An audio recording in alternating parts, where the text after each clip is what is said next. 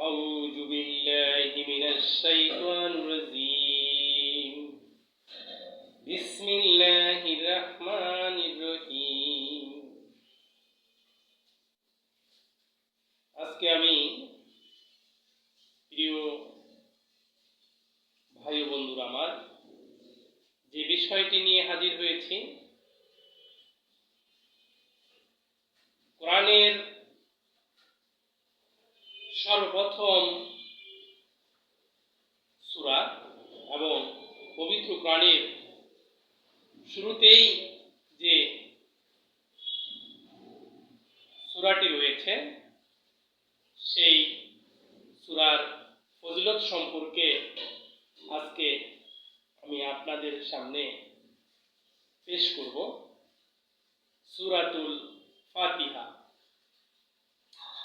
আল্লাহ তাআলা এই সূরার ভিতরে এত মর্যাদা, এত মাহাত্ম্য কেন দিলেন?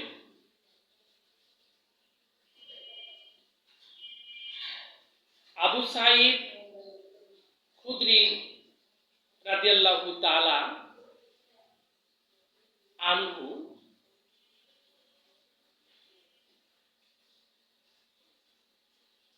কে কোরআন শিক্ষা দেওয়ার সময় নবীজি বলেছিলেন যে এই সূরার ভিতরে এত বেশি গুরুত্ব রয়েছে। এই সূরা খুবই মহান এবং শ্রেষ্ঠ একটি সূরা।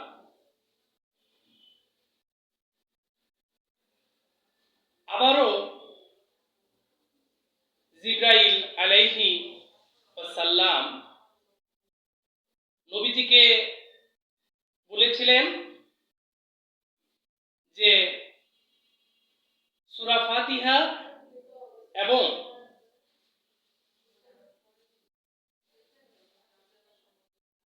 এর যে গুরুত্ব এবং আলো রয়েছে সেটা আপনার যারা অনুসারী রয়েছে তাদের এটি একটি চলার পথ বা আলোর পথ। আমরা যে আলো দেখে রাস্তা পথঘাট চলি, এই সূরার ভিতরে এটি রয়েছে। এই সূরাকে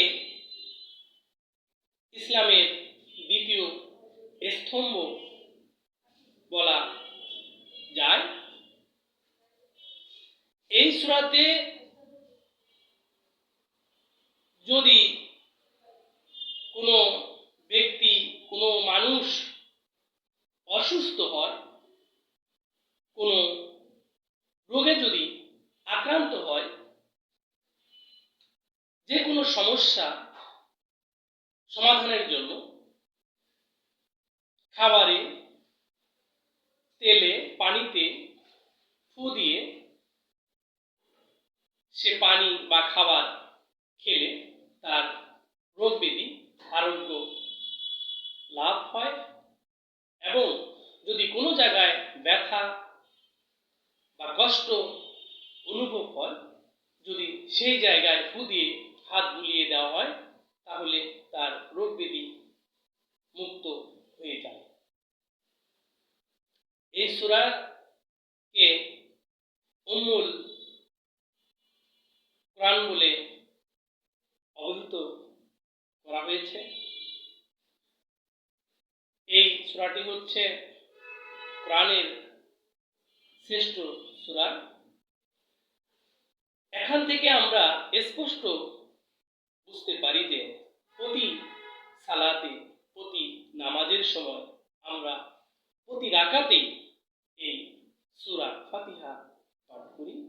এখান থেকে স্পষ্ট বিষয় হচ্ছে যে এখানেই জানা যাচ্ছে যে এই সূরার কত গুরুত্ব, কত মহত্ব আল্লাহ তাআলা দান করেছেন।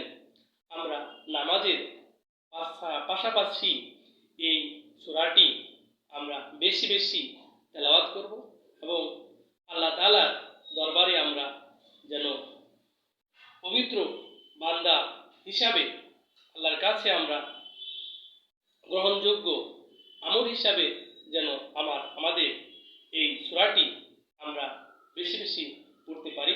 আল্লাহর কাছে সবসময়